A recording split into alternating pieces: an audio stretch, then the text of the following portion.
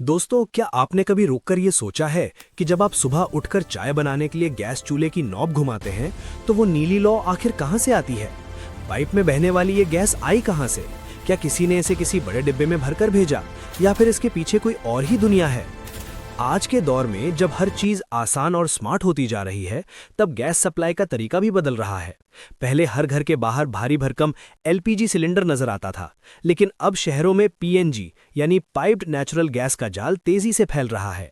लेकिन असली सवाल ये है कि ये पीएनजी आती कहाँ से है? क्या ये सीएनजी से अलग है? और ये पाइप के जरिए हमारे किचन तक पहुंचती कैसे है? आज इस वीडियो में हम इन्हीं सवालों के जवाब ढूंढेंगे, बिल्कुल आसान और दिलचस्प तरीके से। लेकिन उससे पहले एक बुनियादी सवाल, एलपीजी सिलेंडर और पीएनजी में आखिर क्या फर्क है? इसे बिल्कुल सरल भाषा में समझिए। एलपीजी यानी लिक्विफाइड पेट्रोलियम गैस एक सिलेंडर में दबाव डालकर भरी जाती है। जब सिलेंडर खाली हो जाता है तो नया मंगवाना पड़ता है। वहीं पीएनजी पाइपलाइन के रास्ते सीधे आपके घर की दीवार में आती है। ना खाली सिलेंडर उठाने की मेहनत, ना बुकिंग का इंतजार। लेकिन इन दोनों के बीच एक और बड़ा फर्क है जो बहुत जरूरी है। ये फर्क है इनके भार का। पीएनजी यानी नेचुरल गैस हवा से हल्की होती है। इसका सीधा मतलब ये है कि अगर कहीं लीकेज हो जाए तो ये गैस ऊपर की तरफ उठती है और हवा में घुलकर फैल जाती है। इसके उलट एलपीजी हवा से भारी होती है। अगर ये लीक हो तो फर्श के पास जमा होने लगती है और एक जगह इकट्ठा होकर विस्फोट का खतरा बढ़ा देती है। यही वजह है कि अखबारों में एलपीजी सिलेंडर से जुड़े हादसों की खबरें आती रहती हैं। पीएनजी में ये खतरा बहुत कम होता है क्योंकि वो एक जगह नहीं टिकती, ऊपर उठकर बिखर जाती है। सुरक्षा के नजरिए से पीएनजी को इसीलिए बेहतर माना जाता है।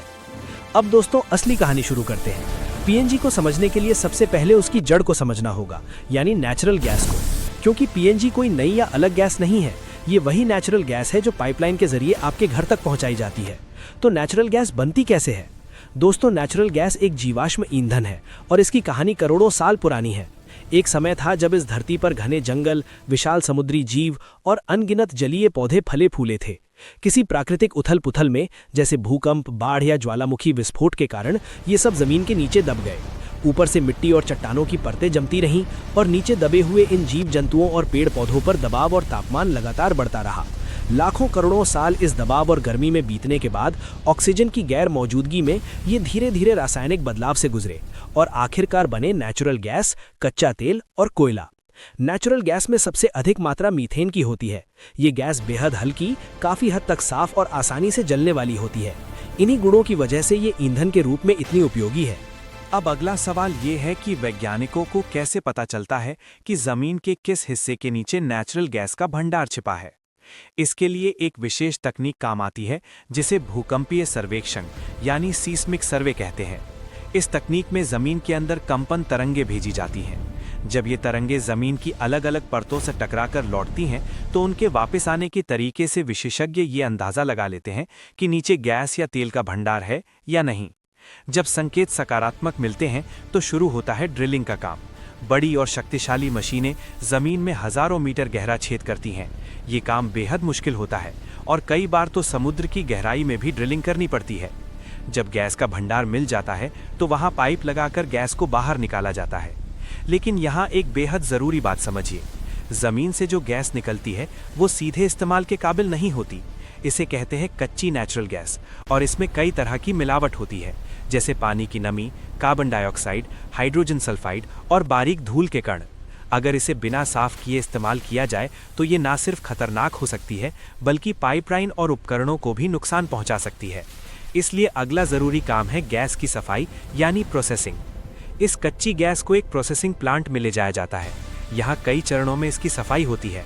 पहले पानी की नमी निकाली जाती है क्योंकि नमी पाइपों में जंग का कारण बन सकती है।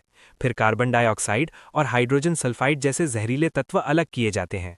हाइड्रोजन सल्फाइड खास तौर पर बहुत हानिकारक है। इसकी गंध सड़े हुए अंडे जैसी होती है।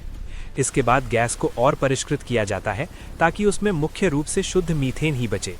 अब ये गैस काफी हद तक शुद्ध हो चुकी होती है और उपयोग के लिए तैयार होती है। यहाँ एक रोचक मोड़ आता है। यही शुद्ध गैस आगे अलग अलग रूपों में इस्तेमाल होती है। अगर इसे बहुत ज्यादा दबाव देकर संकुचित किया जाए तो ये बन जाती है सीएनजी यानी कंप्रेस्ड नेचुरल गैस, जो गाड़ियों में इस्तेमाल होती है। और अगर इसे पाइपलाइन के जरिए घरों और इमारतों तक पहुंचाया जाए तो ये बन जाती है पीएनजी। गैस वही है, बस उसे पहुंचाने का तरीका अलग है। अब शुरू होता है पीएनजी का असली सफर। दोस्तों, पीएनजी का पूरा तंत्र एक विशाल वितरण नेटवर्क पर टिका होता है, जिसे सिटी गैस डिस्ट्रीब्यूशन नेटवर्क कहते हैं। भारत में इसे कई कंपनियां संचालित करती हैं, जैसे इंद्रप्रस्थ गैस लिमिटेड, महानगर गैस लिमिटेड और गेल। सबसे पहले शुद्ध नेचुरल गैस को बड़ी ट्रांसमिशन पाइपलाइनों के जरिए एक राज्य से दूसरे राज्य और एक शहर से दूसरे शहर तक पहुंचाया जाता है। ये पाइपलाइनें जमीन के नीचे दबी होती हैं और हजारों किलोमीटर तक फैली होती हैं। इनमें गैस बहुत अधिक दबाव पर बहती है। जब ये गैस किसी शहर के करीब पहुंचती है तो इसे सीधे घरों की तरफ नहीं भेजा जाता। पहले ये एक विशेष केंद्र में जाती है, जिसे सिटी गेट स्टेशन कहते हैं। यहाँ गैस का दबाव नियंत्रित किया जाता है, क्योंकि घरों में अत्यधिक दबाव वाली गैस भेजना बेहद जोखिम भरा होगा। दबाव कम होने के बाद ये गैस शहर के भीतर फैली छोटी छोटी पाइपलाइनों में प्रवेश करती है और धीरे धीरे हर मोहल्ले, हर गली और हर इमारत तक पहुंचने लगती है। अब जब आपके घर की बारी आती है तो पीएनजी कनेक्शन लेने पर एक पतली पाइपलाइन आपके घर की दीवार से होते हुए किचन तक पहुंचाई जाती है। घर के बाहर एक मीटर लगाया जाता है, बिल्कुल वैसे ही जैसे बिजली का मीटर होता है। ये मीटर ये दर्ज करता है कि आपने महीने में कितनी गैस का इस्तेमाल किया, उसी हिसाब से बिल आता है। इसके बाद गैस सीधे आपके चूल्हे तक पहुंचती है और जैसे ही आप नॉब घुमाते हैं, नीली लौ जल उठती है। अब यहाँ एक बड़ी दिलचस्प बात बताते हैं। नेचुरल गैस अपने प्राकृतिक रूप में पूरी तरह गंध रहित होती है।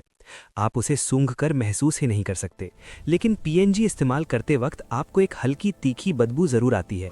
ये कोई खराबी नहीं, बल्कि जानबूझकर किया गया इंतजाम है। गैस में एक खास रसायन मिलाया जाता है, जिसे ओडोरेंट कहते हैं। इसकी गंध इतनी तेज होती है कि जरा सी भी लीकेज होने पर आप तुरंत चौकन्ने हो जाते हैं। ये सुरक्षा की एक बहुत समझदारी भरी व्यवस्था है। अब बात करते हैं पीएनजी के फायदों की। सबसे पहला और सबसे बड़ा फायदा ये है कि इसमें सिलेंडर खत्म होने की कोई चिंता नहीं, आपूर्ति लगातार और निर्बाध रहती है। दूसरा, ये अपेक्षाकृत स्वच्छ ईंधन है, जिससे एलपीजी के मुकाबले कम प्रदूषण होता है। तीसरा, लंबे समय में ये आर्थिक रूप से भी फायदेमंद साबित होता है। हालांकि इसके कुछ पहलू भी हैं जो ध्यान रखने वाले हैं। पीएनजी अभी हर जगह उपलब्ध नहीं है और शुरुआती कनेक्शन में कुछ खर्च हो सकता है। इसके अलावा अगर पाइपलाइन में कोई तकनीकी खराबी आए तो आपूर्ति बाधित हो सकती है। क्या पीएनजी पूरी तरह सुरक्षित है? इसका जवाब है हाँ, यदि सही ढंग से इस्तेमाल किया जाए। पूरे नेटवर्क में दबाव नियंत्रण, स्वचालित कट ऑफ वाल्व और लीकेज पकड़ने वाले सेंसर्स जैसी कई सुरक्षा परतें होती हैं। और जैसा हमने बताया, गैस का हवा से हल्का होना भी एक प्राकृतिक सुरक्षा कवच है। अंत में गहरी बात, नेचुरल गैस एक अनवीकरणीय संसाधन है। इसे बनने में करोड़ों साल लगे, लेकिन हम इसे कुछ ही दशकों में खत्म कर सकते हैं।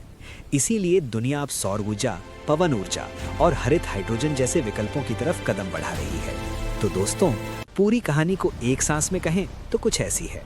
करोड़ों साल पुराने जीव जंतुओं का रूपांतरण, जमीन के नीचे छिपी नेचुरल गैस, ड्रिलिंग, सफाई, पाइपलाइन का विशाल जाल, शहरी वितरण नेटवर्क और आखिर में आपके किचन की नीली लौ। अगली बार जब आप खाना बनाने के लिए चूल्हा जलाएं तो एक पल रुककर सोचिएगा कि ये महज एक गैस नहीं है। इसके पीछे करोड़ों साल की प्राकृतिक कहानी है, आधुनिक इंजीनियरिंग है और हजारों किलोमीटर लंबी पाइपलाइन में रात दिन बहती एक जीवन रेखा है। तो दोस्तों, यही थी आज की वीडियो। कमेंट में ज़रूर बताइए कि आप किस शहर से देख रहे हैं और क्या आपके घर में पीएनजी कनेक्शन है या अभी भी एलपीजी सिलेंडर पर निर्भर हैं। वीडियो अच्छी लगी हो तो लाइक ज़रूर करें और ऐसी ही रोचक और जानकारी भरी वीडियो के लिए चैनल को सब्सक्राइब करके बेल आइकन दबाना ना भूलें।